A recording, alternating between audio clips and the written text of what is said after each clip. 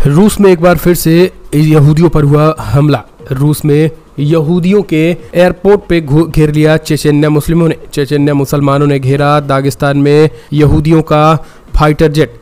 भड़क गए रूसी राष्ट्रपति व्लादिमीर पुतिन।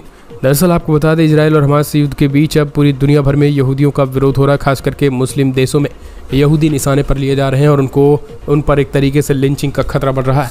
यानी यहूदी नागरिकों पर अटैक के हमले जो है पूरी दुनिया भर में बढ़ने की आशंका है। इन सब के बीच आपको बता दें, रूस में कल जैसे ही खबर निकल के आई कि रशिया से इजराइल से एक विमान आ रहा है जिसमें बड़े पैमाने पर यहूदी बैठे हुए हैं। इतना सुनते ही आपको बता दें, रशिया के एयरपोर्ट पर हड़कंप मच गया। इजरायली सेना के इस सीधे तौर पर रशिया में चेचन्या मुसलमानों ने इस एयरपोर्ट को घेर लिया। रूस के दागिस्तान प्रांत से घेर लिए गए इस वीडियो जैसे ही सामने आया, हजारों की संख्या में मुस्लिमों ने मचाक काला एयरपोर्ट पर हमला बोल दिया था। उन्हें पता लगा कि एयरपोर्ट पर तेल अवीव से एक विमान आ रहा है जिसमें यहूदी सवार है। इजराइल की गाजा पट्टी पर हमले से नाराज भीड़ उन्हें नुकसान पहुंचाने की योजना बनाने लगी। अब इसका वीडियो अब रूसी राष्ट्रपति व्लादिमीर पुतिन तक भी पहुंचा तो भड़क गए। रूसी राष्ट्रपति व्लादिमीर पुतिन ने जिस तरीके से रूस के मुसलमानों द्वारा किए गए इस कृत्यों को लेकर के उन्होंने कहा है कि किसी भी कीमत पर माफ़ नहीं किया जाएगा और उन्होंने इजराइल के लोगों की सुरक्षा की गारंटी दी। उन्होंने कहा कि इजरायली लोगों की सुरक्षा हमारी प्राथमिकता है। इस तरीके से कानून हाथ में लेने से रशिया में नहीं चलने वाला है।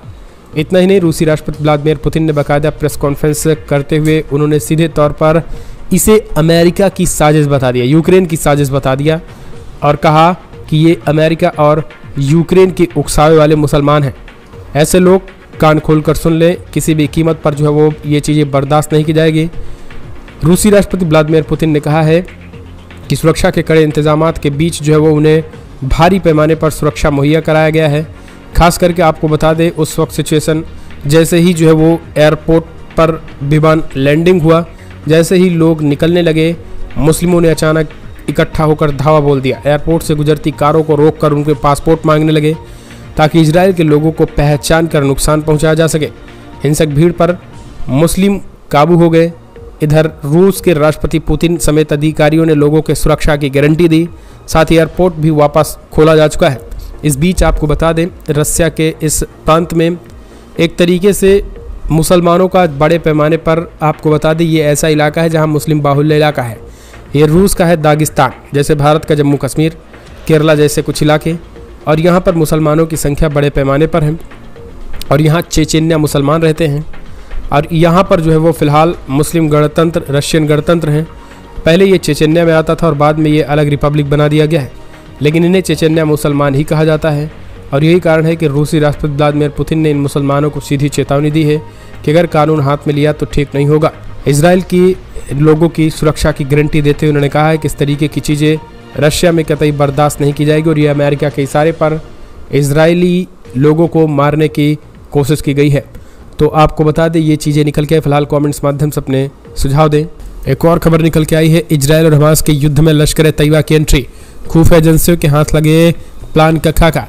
इजराइल और हमास युद्ध के बीच कई और देश कूद पड़े हैं। एक तरफ जहां ईरान, जॉर्डन, मिस्र सहित कई देश फिलिस्तीन के समर्थन में उतरे हैं, तो वहीं अब आपको बता दें, पाकिस्तान में चरमपंथी संगठन भी खुलकर हमास के सपोर्ट में आए हैं। दरअसल पाकिस्तान के संगठन लश्कर तैयबा हमास के पक्ष में एक बड़ा प्लान तैयार किया जिससे ISIS ने मदद की, जिसको लेकर हमास सपोर्ट प्लान नाम दिया गया है। पीओके स्थित कैंपों में लश्कर तैयबा के लड़ाके जो है वो फिलिस्तीन जाने का प्लान बनाकर हमास की मदद की फिराक में। खबर निकल के आई है कि उसके पास पूरे रूट की जानकारी है जिस पर हमास को सपोर्ट करने के लिए वो मूवमेंट हो रहे हैं। इजराइल पर हमले के दिन यानी 7 अक्टूबर के 4 दिन बाद खुफिया एजेंसियों को ये अहम इनपुट पीओके में मौजूद आतंकियों के लॉन्चिंग पैड में आतंकवाद के मूवमेंट के जरिए मिला है। ज़्यादातर लश्कर तैयबा के जो आतंकी हैं ये मूवमेंट हुई है। तो ये चीज़ें हालांकि भारतीय खुफिया एजेंसियों को लगे हैं और कहा जा रहा है कि पीओके से जो है इजराइल पर हमले की तैयारी चल रही है। खुफिया एजेंसियों के मुताबिक ISI की सरपरस्ती में पीओके में चल रहे इन कैंपों में आतंकी पहले पीओके से तुर्की जा रहे हैं, जहां से वो हमास के समर्थन में इजरायली सुरक्षा बलों के खिलाफ मोर्चा लेने की तैयारी कर रहे हैं। दरअसल उन्हें पता लगा कि एयरपोर्ट पर तेल अवीव से एक विमान आ रहा है जिसमें बड़े पैमाने पर यहूदी सवार हैं। इजराइल की गाजा पट्टी पर हमले से नाराज भीड़ उन्हें नुकसान पहुंचाने की योजना बनाने लगी। लोगों से मांगा जा रहा था पासपोर्ट। इस प्लानिंग के तहत लोग एयरपोर्ट से गुजरती कारों को रोककर उनसे पासपोर्ट मांगने लगे ताकि इजराइल के लोगों को पहचान कर नुकसान पहुंचाया जा सके। हालांकि भीड़ पर मुश्किल से काबू पाया जा सका। इधर रूस के राष्ट्रपति पुतिन समेत अधिकारियों ने लोगों की सुरक्षा की गारंटी दी है, लेकिन चेचन्या मुसलमानों ने सीधे तौर पर अब यहूदियों के खून के प्यासे हो चुके हैं। एक और खबर निकल के आई है, जहां आखिरकार बंद, बवाल और ब्लॉकेज, सरकार ने सड़कों पर उतार दी सेना। क्यों उबल रहा है बांग्लादेश? समझिए, दरअसल बांग्लादेश के मुख्य विपक्षी दल बीएनपी के नेता मिर्जा फारूक इस्लामी अल-आगवीर की गिरफ्तारी के बाद विपक्ष ने 3 दिवसीय राष्ट्रव्यापी बंद बुलाया था, जिसको देखते हुए सरकार ने अर्धसैनिक बलों को तैनात कर दिया है।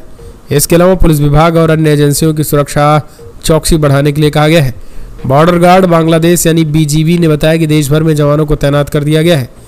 सैकड़ों अर्धसैनिक बलों के जवान राजधानी ढाका में गश्त कर रहे हैं।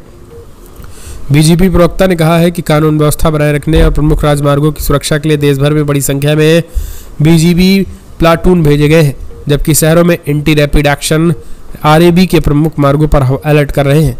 तो विपक्षी नेताओं की गिरफ्तारी के बाद समर्थक उग्र हो गए और गाड़ियों को फूंकने लगे। गृह युद्ध जैसा माहौल बन गया। फिर बांग्लादेश में सेना को उतारना पड़ा है। एक और खबर, गाजा में युद्ध विराम कतई नहीं, हमास का मिटेगा नामो निशान। इजरायली प्रधानमंत्री नेतन्याहू का आखिरी ऐलान। इजरायल के प्रधानमंत्री बेंजामिन नेतन्याहू ने युद्ध विराम की मांग को खारिज कर दिया। प्रधानमंत्री बेंजामिन नेतन्याहू ने सोमवार को कहा है कि हमास के खिलाफ इजरायल के युद्ध में युद्ध विराम नहीं होगा। इजरायली प्रधानमंत्री का बयान उस वक्त आया जब संयुक्त राष्ट्र ने चेतावनी दी है कि अगर युद्ध विराम नहीं किया तो अभूतपूर्व मानवीय जरूरतों को पूरा करने के लिए पर्याप्त सहायता नहीं मिल पाएगी। दूसरी तरफ इजरायली ग्राउंड फोर्सेज अब गाजा के अंदर दाखिल हो चुकी है और धीरे धीरे आगे बढ़ रही हैं। इजरायली सेना और हमास के बीच लगातार गोलीबारी चल रही है। हमास के कई बड़े नेताओं को जहां इजरायली सेना मारने की दावा कर रही है, वहीं हमास भी सुरंगों से निकलकर इजरायली सेना पर अटैक कर रहा है। इन सबके बीच संघर्ष यानी सीज फायर से नेतन्याहू ने इनकार कर दिया है। एक और अपडेट, सऊदी अरब में यहूदियों के लिए है सुरक्षित जगह। ट्रंप के दामाद ने की इस्लामिक देश की जमकर तारीफ।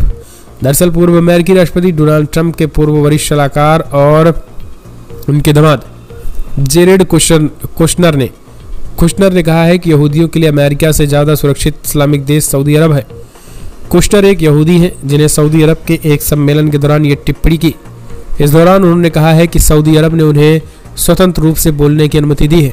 संडे मॉर्निंग फ्यूचर नाम से आयोजित सम्मेलन में कुशनर ने कहा कि एक बड़ी विडंबना है कि एक अमेरिकी यहूदी के रूप में आप सभी कोलंबिया यूनिवर्सिटी जैसे कॉलेज कैंपस की तुलना में सऊदी अरब में अधिक सुरक्षित है। सऊदी ने मुझे स्वतंत्र रूप से बोलने की अनुमति दी है। कुशनर का यह बयान अमेरिका में यहूदी विरोधी घटनाओं में बढ़ोतरी के बीच आया है। उन्होंने कहा कि आज अमेरिका से ज़्यादा सुरक्षित तो सऊदी अरब लगता है। इस तरीके की बयान जो है दे करके वो पूरी तरीके से चर्चा में है। फिलहाल कमेंट्स माध्यम से अपने सुझाव दें और जिस तरीके से लगातार ईरान युद्धाभ्यास कर रहा है और अपने मिसाइलों को दाग रहा है, क्या ये युद्ध किस तरफ जाने वाला है? अपने सुझाव दें। इस वीडियो में इतना ही। जय हिंद, जय भारत।